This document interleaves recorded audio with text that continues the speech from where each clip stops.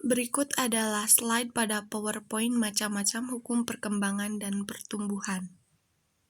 Kita sebagai manusia pasti mengalami pertumbuhan yang secara berangsur-angsur, pelan tapi pasti, mengalami berbagai macam fase dan proses perkembangan yang berkesinambungan, beraturan, bergelombang naik dan turun, yang berjalan dengan kelajuan cepat maupun lambat. Semuanya itu menunjukkan bahwa hukum perkembangan itu mempunyai patokan-patokan atau hukum-hukum yang disebut dengan hukum perkembangan. Hukum perkembangan dan pertumbuhan pada ini tidak sama dengan hukum yang ada pada undang-undang atau hukum-hukum pidana, tetapi hukum di mana perkembangan ini yang dialami oleh anak-anak dari masa ke masa. Dan hukum perkembangan itu merupakan sebuah kaidah fundamental tentang realistis kehidupan anak-anak atau manusia. Contohnya, syarat untuk pertumbuhan dan perkembangan itu hidup. Tidak ada yang bisa membantah perkataan itu, karena jika kita mati, otomatis kita tidak bisa berkembang ataupun tumbuh kembali. Jadi syarat yang paling utama yaitu hidup. Jadi syarat hidup itu menjadi sifat yang sangat mutlak untuk keberlangsungan pertumbuhan dan perkembangan. Di sini kita akan masuk ke dalam macam-macam hukum pertumbuhan.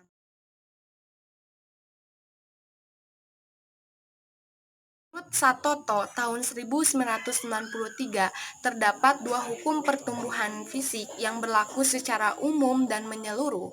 Yang pertama yaitu hukum Shevvalashvili dan yang kedua hukum prosimodistal. Menurut hukum Shevvalashvili, pertumbuhan yang pertama itu dari kepala baru ke kaki. Karena yang lebih diutamakannya itu kepala dahulu. Setelah itu ke bagian-bagian lain. Contohnya anak kecil lebih mendahulukan perkembangannya dari mulai mata dan mulut.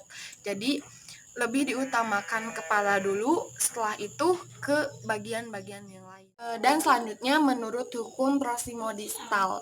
Prosimo yaitu hukum sumbu, dari sumbu, dan distal itu dari tepi. Jadi yang awal pertumbuhan itu dari sumbu, jantung seperti pernapasan dan pencernaan, dan distal lebih ke anggota-anggota tubuh yang lain. Yaitu hukum perkembangan. Hukum perkembangan adalah hukum yang mendasari prinsip-prinsip perkembangan fisik maupun psikis individu. Selanjutnya itu macam-macam perkembangan. Yang pertama yaitu ada hukum tempo perkembangan. Jika kita sudah membicarakan tempo, berarti itu adalah waktu. Dan setiap individu pasti mempunyai waktu yang berbeda-beda dalam berkembang. Misalnya ada yang cepat tanggap untuk menerima pelajaran, ada yang lambat untuk menerima pelajaran. Yaitu hukum irama perkembangan. Jadi kita sebagai manusia pasti mempunyai naik turunnya dalam perkembangan. Misalnya saat kita masih SD, cepat sekali untuk menerima pelajaran. Sedangkan makin ke sini, ke SMP, SMA, apalagi jika kita sudah mempunyai perasaan terhadap lawan jenis, kemampuan kita untuk menerima pelajaran itu semakin menurun. Jadi perkembangan juga ada naik turunnya atau irama, seperti irama bergelombang. Selanjutnya yaitu hukum rekapitulasi, yaitu hukum perkembangan dari asal keturunan kita atau nenek moyang kita. Jadi menurut hukum ini perkembangan kita itu diulang secara terus-menerus. Jadi yang sudah ini diulang lagi untuk ke generasi-generasi selanjutnya. Selanjutnya yaitu hukum masa peka, di mana masa ini anak mempunyai kesempatan yang baik untuk melaksanakan fungsi dan perkembangan dalam fungsi tersebut. Karena itu harus dilayani dan diberi kesempatan sebaik-baiknya untuk menjalani fungsi tersebut. yaitu masa Zuzalter atau masa menentang. Jadi setiap masa itu tidak hanya masa yang mulus-mulus saja, tetapi ada masa di mana akan sangat-sangat menentang pada perkembangan, yaitu hukum masa eksploratif, di mana masa ini kita harus memberikan kesempatan kepada individu untuk sebuah penjelajahan yang aman agar mencapai suatu tujuan.